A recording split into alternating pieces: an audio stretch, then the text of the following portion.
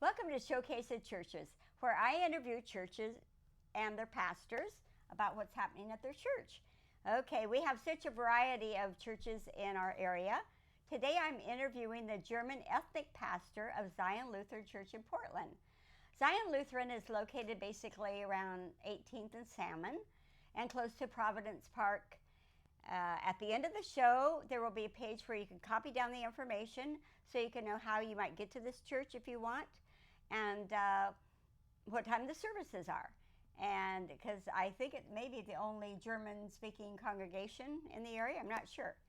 But so I'm honored today to interview my guest, Dr. Norman Metzler, and he holds a master's degree at Yale in doctorate in sacred theology. And then he also has a doctorate in theology at the University in Munich. So if you're looking for a church with a pastor, whether you speak German or not, but you're looking for somebody that is educated, he will certainly qualify. So besides that, he's a musician. So Pastor Metzler, I welcome you to the show. Thank you. Great to be here. Thank you. Thanks very much. I thought, being you brought this, that we would start off with some music. Okay. So we are going to, he'll mostly sing Edelweiss, and I will join him. Okay.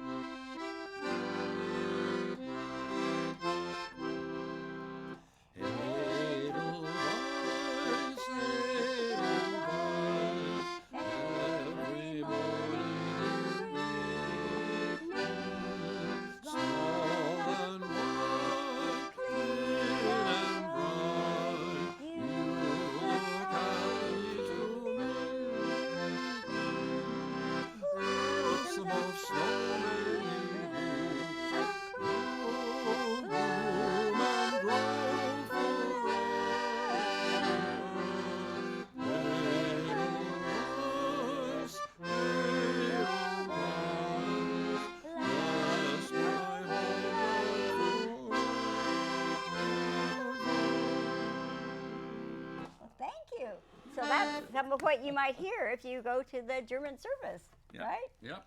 All right. Okay. Well, now we'll get to the questions here about your service, okay? You bet. So, how did Zion Lutheran in Portland come to have a German language service, or worship service, I guess you call it? Yeah. Well, thanks for asking, Lucy, and that is a good question, because the situation really depends on the history, knowing the history of this area and of our country. Actually, many German people, German-speaking people, came to this country for religious reasons, for freedom of religion. That happens, as you may well know, in a variety of denominations, but also among Lutherans who came out of Germany. And among them was a group of Germans that came to America, settled in the St. Louis, Missouri area, and from there developed a network of Lutheran congregations around the country. And so those churches were started speaking and worshiping in German. Then, with the onset of World War I, obviously being German became more problematic, and some churches switched to English. And then certainly by the time of World War II, the reality is that the churches that were speaking German backed away, didn't want their children to speak German and be discriminated against in school.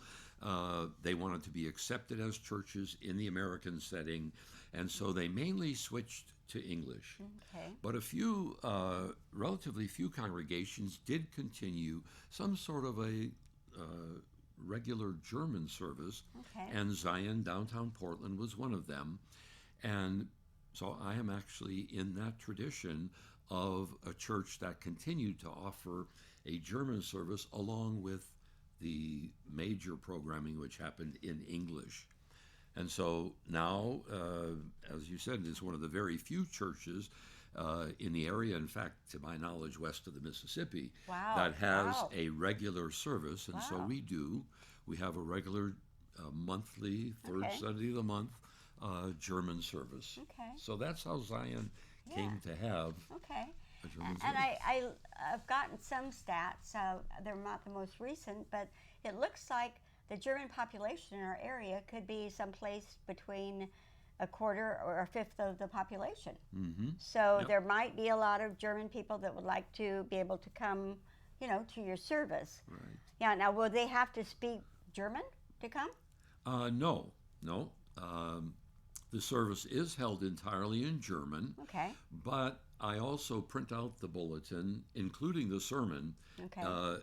in German with an English sidebar. Good. So Good. those who may be interested in seeing what a German service is like, but don't understand the German themselves, they are able to follow along in the bulletin. Okay. Yeah. Okay. Good. Good.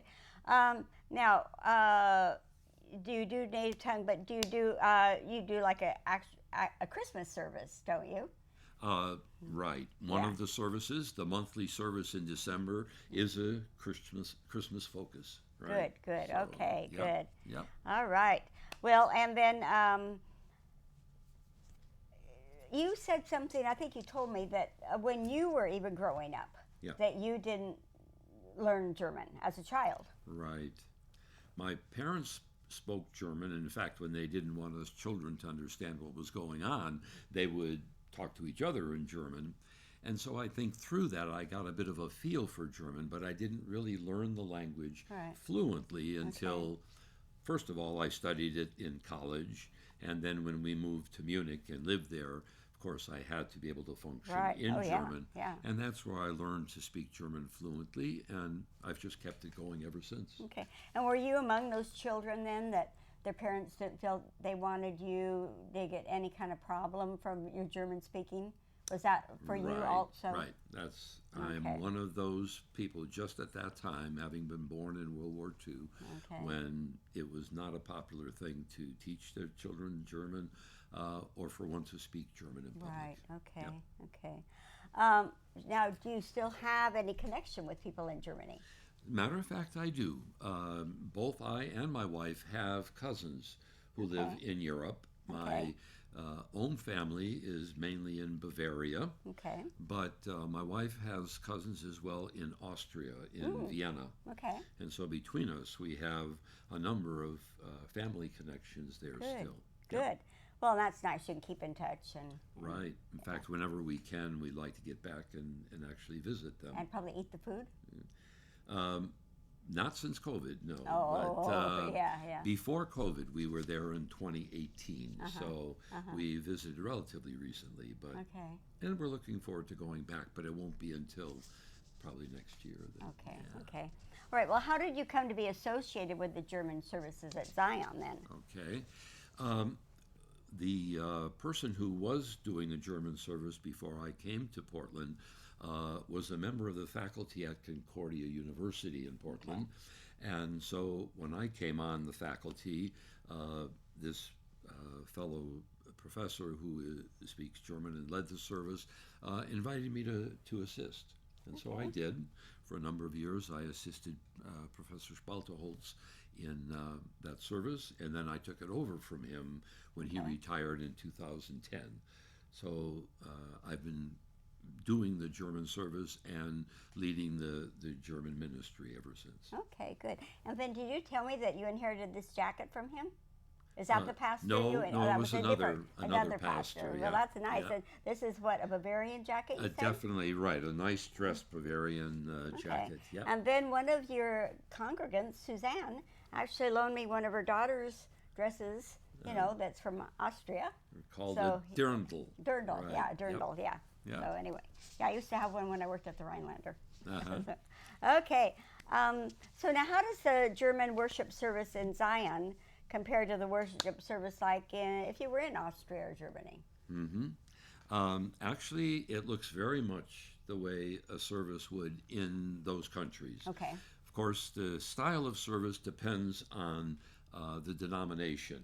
Okay. And so Lutherans at the time of the Reformation separated from the Roman Catholic Church, but they carried much of the worship style tradition Okay. over from the Roman Catholic Church. Okay. Other Protestants, Methodists, Presbyterians, Baptists, and such, departed further from that, and so have a little different style. But if you see the service at Zion in German, it would look very much like walking into a church in Munich or Vienna. Okay. So you have your own hymn books and things like that? Right. Okay. Yep. Yeah, you're not like the more modern churches where they put it up on a screen. No, we don't project it. Okay. But we do print out the bulletin, so one doesn't have to page through. Oh, well, that's helpful. hymnal. That's helpful. Good, Yep. good.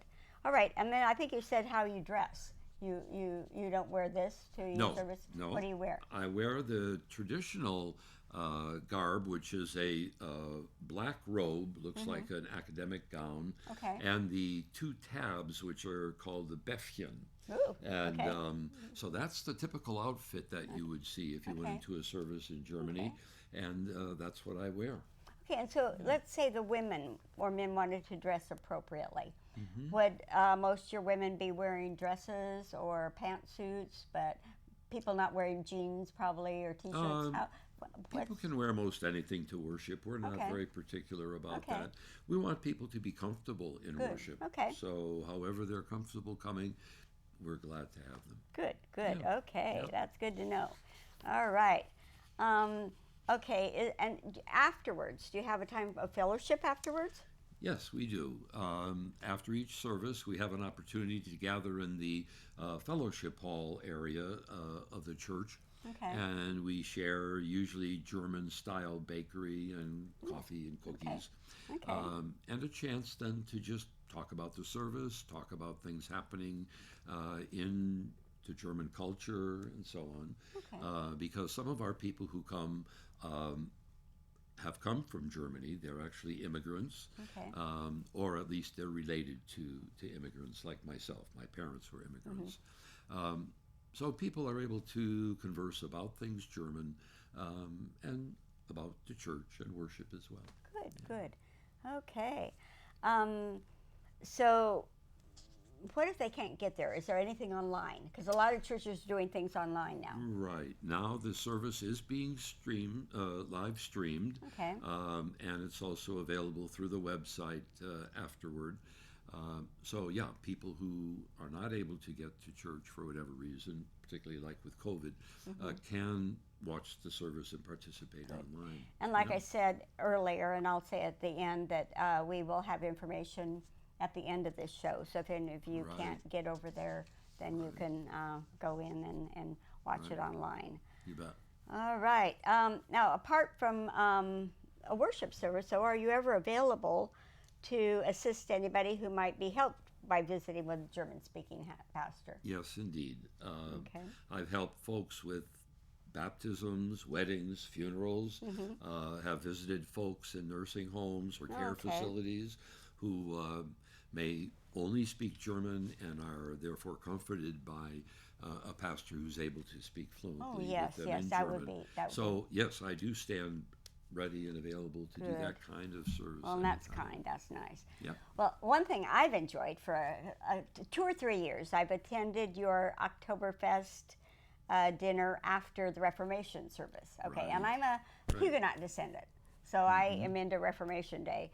But I always enjoy it. It's a very economical meal for the price. You know, you get the sauerkraut and the pot potato salad and the sausage and a dessert. And so I like that. But I wonder, do you do other activities, any other activities for your people outside of the service, or is it pretty much limited to service? Right now, it's just basically the service that we have. Like I say, I might do individual events with people, but we don't have, at this point, we don't have, say, a Bible study group meeting or something like that. Right. And you probably attend, I think some of you work with the German American Society, don't you? Right, I'm I'm also affiliated with that, and so I have connected with those folks over time. And I know they're having a Christmas market this year, so probably some of your people will wander over there. Yep. Well, okay, is there anything else that we didn't cover that you want to tell people about, or anything just on your heart that you want to tell somebody out there that might be German that you would like to have come to your service? Sure. I would say, for one thing, it is a cultural experience to see a worship service in German, just the way you would in Germany or Austria, for example. And so we welcome all comers. You don't have to be Lutheran, you don't have to be Christian. If you're just interested in seeing what a worship service looks like in German, you're most welcome. And you can be as involved as you choose to be, either just watching what's happening, or if you want to sing along with the hymns or speak the parts, you're most welcome as well. So we're really open for people who want to just visit and observe, as well as for those who wish to worship in German. Okay. Well, now some people feel that they need to be invited to a church in order to ascend. Yeah. So what I'd like you to do is invite our viewers to your service. I want you to invite them in English. Then, of course, I want you to invite them in German. Okay. Okay?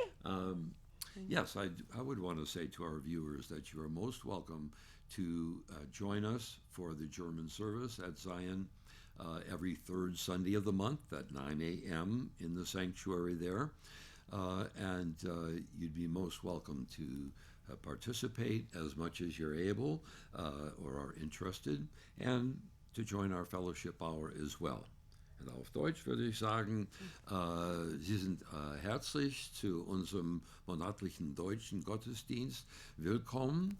Wir treffen uns um 9 Uhr in der Früh am 3. Sonntag im Monat, und danach haben wir Gemütlichkeitszeit. Und Sie sind auch dazu sehr herzlich eingeladen. Danke. Bitte. All right. So, well, thank you so much for coming and sharing and being on Showcase of Churches. So glad we could have you here. Oh, thank you. It's a delight to be here, and I hope those who are watching are helped by this information, and that you would be most welcome to share that information with other people who might have an interest in things German, or perhaps come from Germany, have German relatives, and would like to experience a worship service in the German language. Right. And this program will be broadcast on Channel 321 on Comcast in January. And then also we will have it on YouTube. So if you want to go to YouTube and put in Showcase of Churches, you will find this. Right. Okay, so now if you have pencil and paper, there's going to be time. We'll allow about a minute for you to copy down this contact information for the German service at Zion Lutheran. And thank you for joining us on Showcase of Churches.